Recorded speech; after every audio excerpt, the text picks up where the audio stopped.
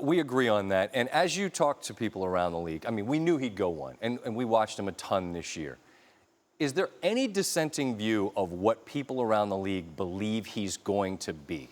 Sure, I think you have to do that with anything, like any evaluation. Like I remember at the beginning of the year, I'm going, okay, if he's this big now, how big is he going to get, right? So you always kind of worry about that. Is there any prove it to me about his shot? Because in my mind, I'm just thinking. Shoot. Say again? He's not a good shooter. That's what I'm saying. Like, isn't the league just going to go ahead and take that flat shot of yours? I mean, it's flat. He's at 31%. But, you know, I mean, it feels weird to be doing this in the moment. Like, I remember I talked to one GM, and I go, okay, if he ends up being Blake Griffin, is that enough? Good? And then the guy's like, you know, Blake's pretty good. You know, granted, Blake's had his injuries, especially at the end of the seasons, which has been unfortunate for him. But Blake Griffin's a really good basketball player. But if Zion were Blake, if I told everybody watching right now he's going to be Blake Griffin, that would be deemed as massive disappointment because it's just, this is the hype.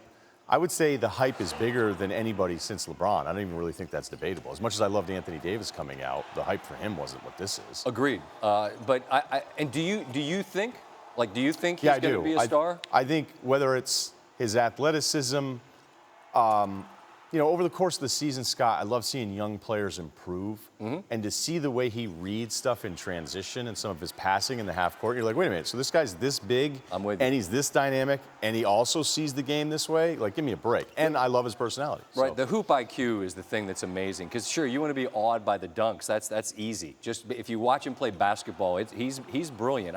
And the fact that he's as grounded as you can be for having people want to put a cape around your neck and call you Superman, I admire that. And think about this, the Pelicans. Remember Forgetting Sarah Marshall, one of the all-time great movies? Was it an all-time great? Yes, I believe it was. Jason Segel, right? So he's dating the blonde TV star, and then she dumps him for Russell Brand, which would be just a disaster. I'd be out of the dating game for like a year after that. And so that's Anthony Davis, where he's like, hey, Pelicans, I'm out of here. And then all of a sudden they win the lottery and they get Zion, and that's Mila Kunis at the front desk in Hawaii. Sure.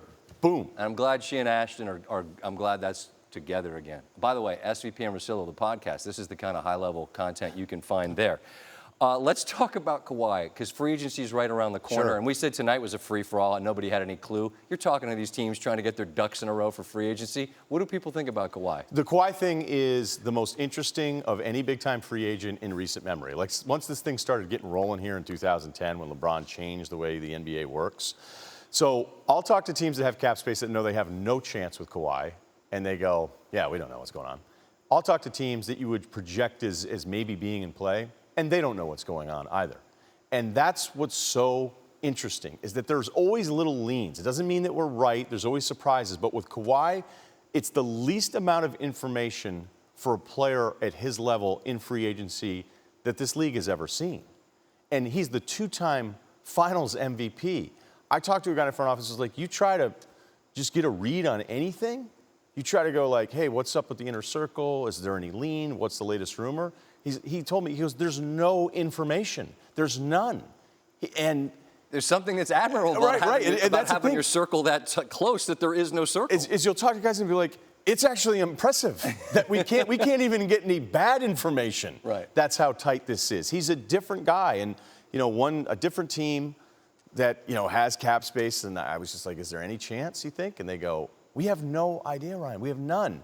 And the final point on it was, if a team tells you they think they have a read on what Kawhi's going to do, they're lying to you. So, granted, guys like Woj, they're in this world, but it's so different from all the other free agency stuff where we just get excited about the wrong stuff. We don't even have any bad information to go off of.